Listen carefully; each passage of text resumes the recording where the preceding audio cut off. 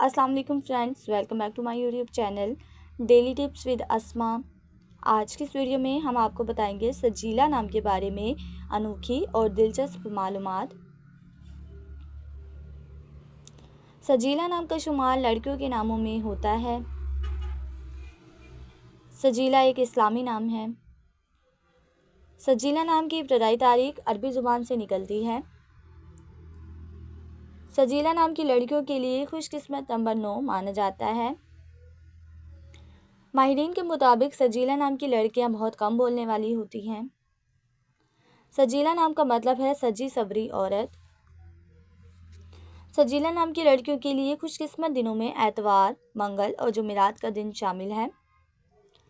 सजीला नाम के अफराद के लिए मुवाफिक रंगों में नारंगी, सुनहरी और सब्ज रंग शामिल है।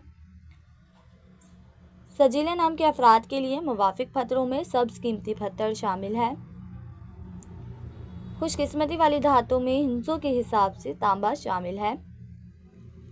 फ्रेंड्स, अगर आप अपने नाम का मतलब जानना चाहते हैं तो कमेंट बॉक्स में अपना नाम लिखें।